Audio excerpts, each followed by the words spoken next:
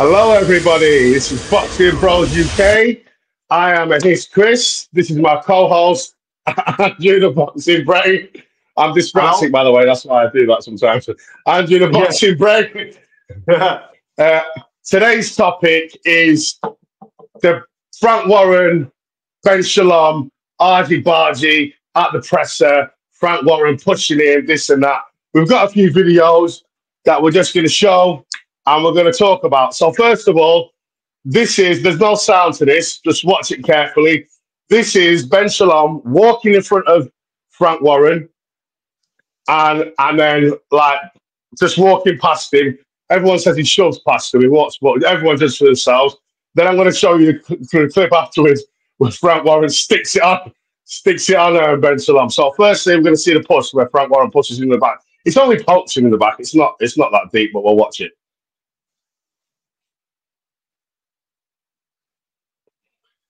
Big old Frankie boy stepping forward. Ben Shalom stepping in front of Frank Warren. Frank Warren watches him.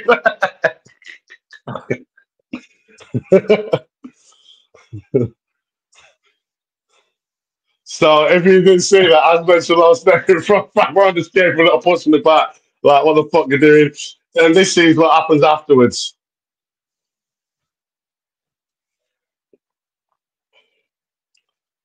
So Ben Shalom's what Frank Warren's like. What the fuck do you think you were doing there? How about I say, excuse me, I will knock you out. No. Who do you think you are? Yeah, and everyone's pulling Frank back. Like, but to be fair, it's one of them ones. And he's giving him a word saying, don't ever do that again, basically. So, and then this is what Ben Shalom had to say. As Chris came on stage. No, all it is I've been blocked from being around my fighters all week and going on stage. And if you look at the previous face-offs, and I'm always very respectful, but in the same way, if that was my granddad, I'd be telling him to calm down. And I mean that in a... Sorry, I've just got to start that again because someone rang me and fucked it up. Explain what happened as Chris came on stage. No, all it is I've been blocked from being around my fighters all week and going on stage. And if you look at the previous face-offs, and I'm always very respectful, but in the same way I'm respectful when they're with their fighters, you know, all I was doing was being with my fighter, which I'm allowed to be, which I'm supposed to be. And I think the anger was I didn't just stand on the side and let them, you know, be with my fighters, stand in the middle of my fighters, pretend I don't exist. And, you know, that's what the result was. That's what the reaction was. And it was unbelievable. You know, if that was my granddad, I'd be telling him to calm down. And I mean that in a respectful way. It's way over the top. His blood pressure must be through the roof. And as I say, I'm pretty relaxed. And now I'm going to play what Frank Warren had to say about it because he said something different. When we can get it. And you on stage, I can't hear what's going on, but I see Ben step in front, and I see the friend that I know, get his shoulders up and like nudge the guy, and there's something happening there. It's just all that happened was it's disrespectful. You know, I'd say excuse me or whatever. I'm not saying, you know, that determines that what should be going on, just so that someone can go and get their photo up front and whatever. It's not about having photo opportunities. It's making sure that nothing goes on between the fighters. You don't get no clashes heads. And, you know, some people can, you know, help with that, and there's other people who be useless, you know, if it ever comes to that situation. And cut a long story short, he just, you know, it was wrong, and I just told him what I thought of him. And that was it. And I told him what the position is. What the position is? Yeah, I said it'd be horizontal if you do it again. I love you, man. Good old Frankie boy there. He's Frank at 103, still thinking he can chin someone. Yeah, all right. Yeah, all right. To be honest, I think he would probably chin Ben Shalom because he looks just like a fucking wet wipe, mate, like a crybaby. Yeah, he's got my boy. Don't say like he's got any balls. But what do you make of it?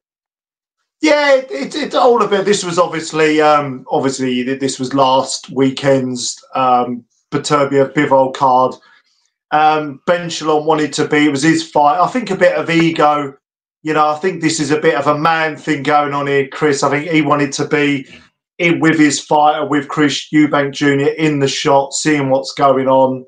You know, a bit of a power play going on. Frank Warren thought it was disrespectful the way he'd done it. Could have maybe sort of said, excuse me, courtesy, you know, manners cost nothing. And then I think from what I gather, Frank Warren just gave him a load of expletives after, didn't he? Started telling him what he thought. So you fucking do that again and I'll chin you up in this. Going mental. Yeah, I think this is... Come on, mate. You've got the established promoters in now in Eddie Hearn and Frank Warren, because this happened with Eddie and Frank for years as well, and obviously goes back to Eddie Hearn's father as well, you know, in the matchroom history in Queensbury. And I think it's the new kid on the block trying to establish himself, trying to sort of make himself as relevant as possible. And Frank Warren's just sort of trying to take him down a little peg here and there. I think things, it's all a bit sort of playground, wasn't it, really? Yeah. It's just the thing, my thing is,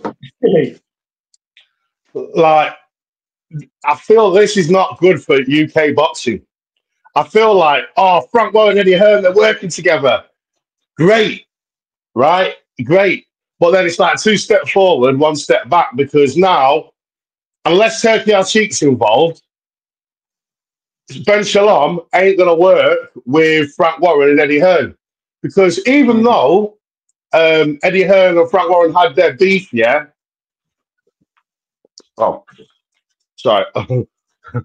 Even though they had their beef, like Frank, they didn't work together, but they were willing to work together, and it was always broadcasters that got in the way, kind of thing. Yeah, like what show it's going to be on, like, and when there was purse bids, they bid. So Eddie Hearn, he won a few purse bids against Frank Warren. Frank Warren won purse bids against Eddie Hearn. What Ben Shalom's doing that I don't like is, if it's a rival promoter, he's not even showing up to the purse bids. He's pulling out. He's not even trying to make the fights. He's not saying, well, I don't like you, you don't like me, but I'm going to back my fighter and I'm going to win the purse bid, so we get it on our broadcaster and I'll make the fight with you. That happened with Fraser Clark and Wardley before the first fight. That happened when it should have happened before. It happened with Azim Dalton Smith. It happened with Caroline Dubois. Like, it just, like, at least Eddie Hearn and Frank Warren, they backed their fighters and they went into the purse bids and they let their fighters fight on other shows. Like Eddie Hearn, all right, go and fight on the Queensbury show, no problem. Frank Warren did the same thing very rarely, or he'd win the purse bid. Ben Shalom is being really snaky and petty. Oh, well, I don't think I'm going to win the purse bid, so do you know what? I'm not even going to show up. Like, I don't like it. And here's another thing that so Ben Shalom's saying, like, it's not about the promoters and all that, but listen to this. So Eddie Hearn turned around and said, like, he's on about he wants to stand in the front and all this kind of stuff. This is what Ben Shalom has done in his contract. Listen to this. Touched on it there about being in the middle of the fighters, and I spoke to you the other day. You said that he was more interested in being famous, and I obviously put this to him, and he revealed that apparently you have it in your contracts to make sure that you're on stage when your fighters are there. So is that true? So what's been happening is every time we're putting on the fights, I get dropped off in car parks. I get told I'm on the side. I get stopped by security saying I can't go here, can't go there.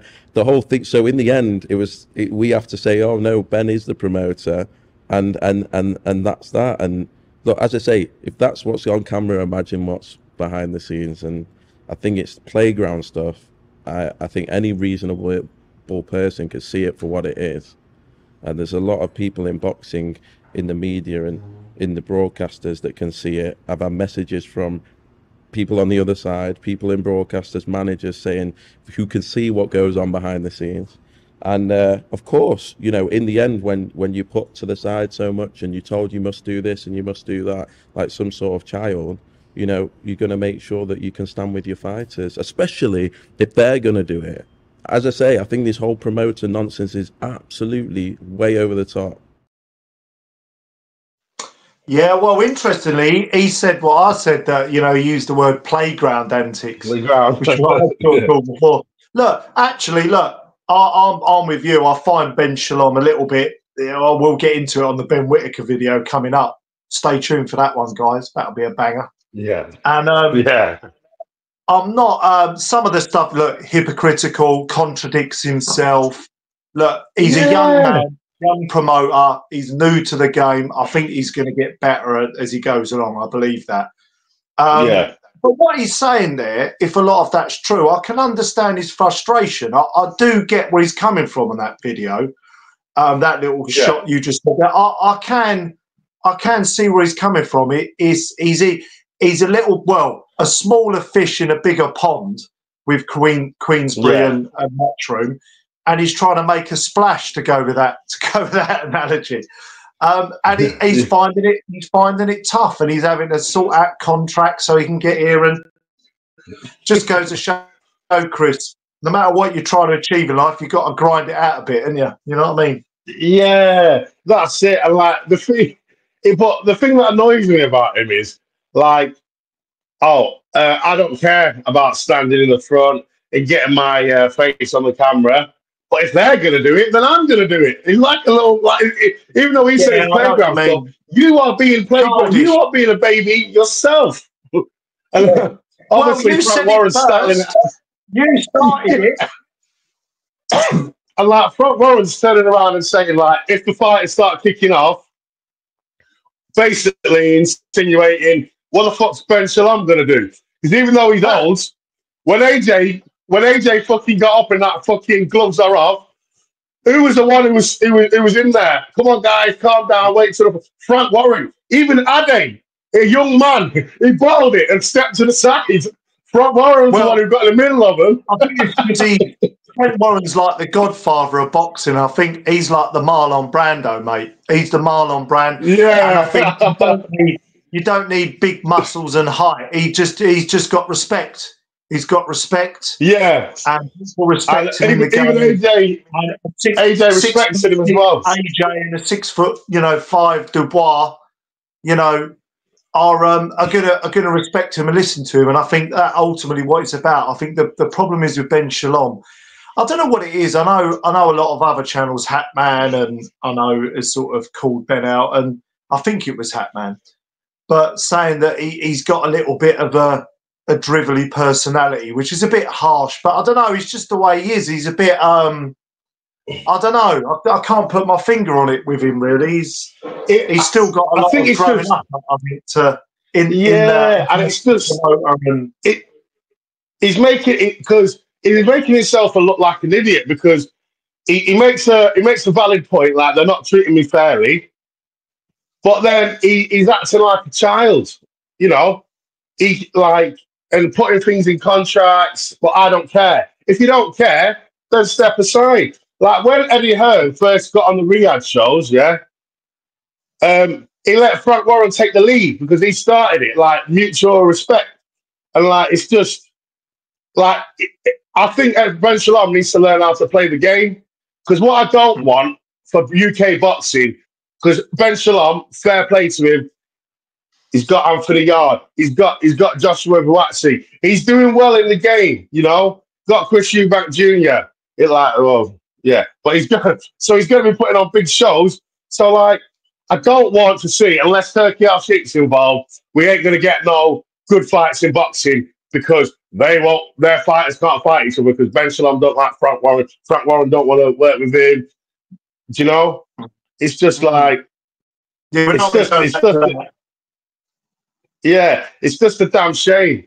And it's just, so I just thought, one more clip I've got to show to see what you make of this. So Let me see. Yeah, about Frank Warren working with Ben Shalom. The main thing I've got respect for, if he says he's going to do something like me, it's done. Eddie, you're talking about. Yeah, Yeah. it's done. You're not sitting down saying, yeah, you know what, shake hands, you walk away, and then it's like you never had the conversation. Oh, I can't do that because of this and that. And that's what I haven't got. And as it's evolved out here, it's been a nightmare. I mean, my George probably get into it more than I can because he has more of the dealings than I do. But, you know, my staff, they've worked with, you think all the different promoters have worked out here, they've been a nightmare. When I say a nightmare, In boxing, you're talking about. yeah, in boxing. I mean, it's been a nightmare dealing with them. And I've only found out today some of the things that went down because I wouldn't have tolerated. If I'd have known that, it'd have been different. I was unaware of that, but they're not. You know, I think you speak to most people who ever deal with us. We play the game. We look after people. We have good relationships with them. Of course, there's a lot of rivalry, but the stuff that's going down with some of the things I'm hearing, it's a good job actually. I didn't know about it at the time. So, what do you reckon he's referring to there about? Do you think it's Ben Shalom saying, I'm not going to make the fight if I can't stand in front of my fighters? Is in the contract. Like, what do you think he's hinting at that Ben Shalom was like fucking about on? Really, I think from what Frank's saying there, you know, Ben's he's been really stubborn. He's been really stubborn.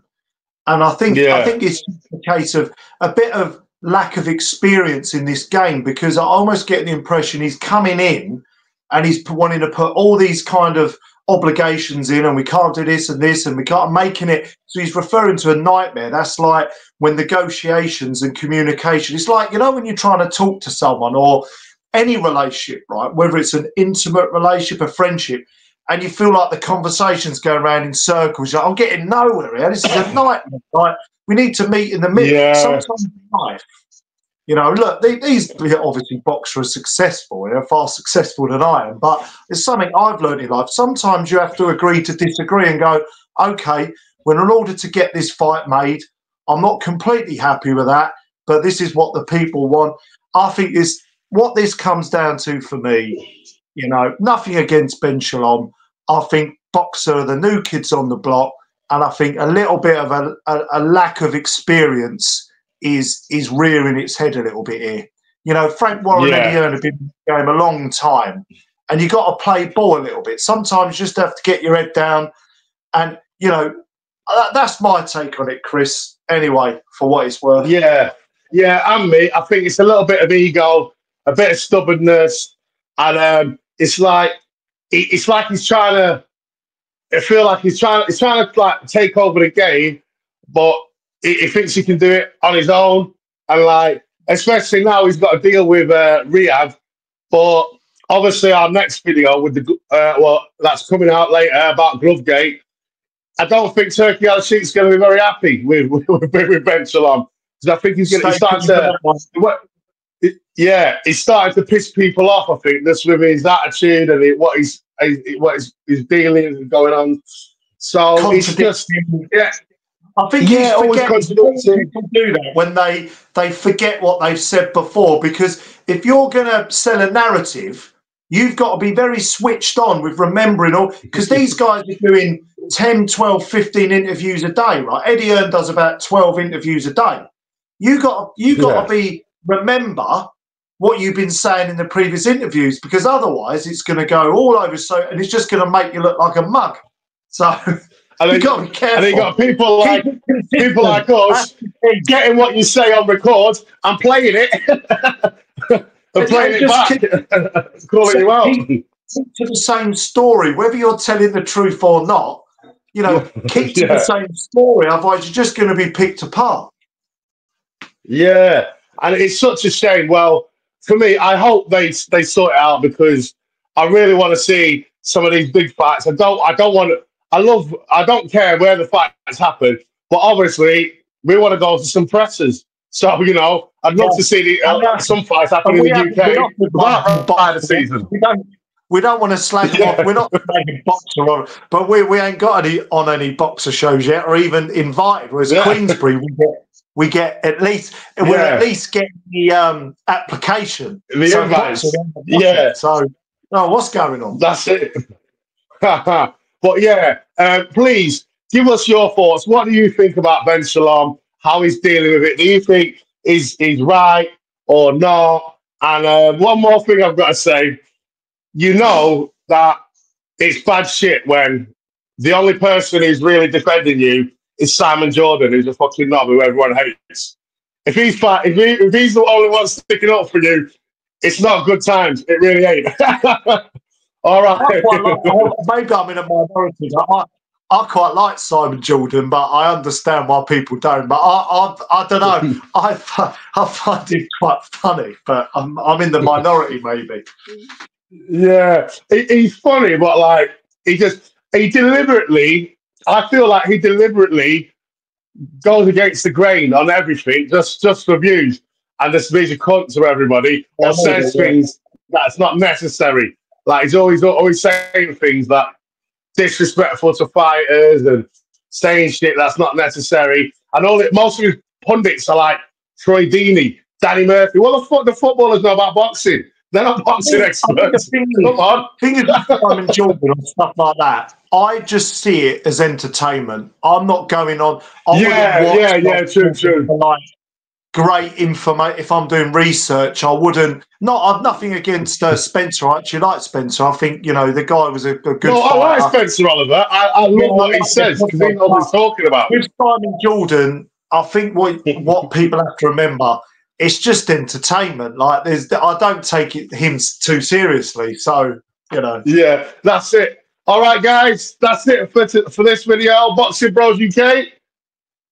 We'll pass it out. Like and sub.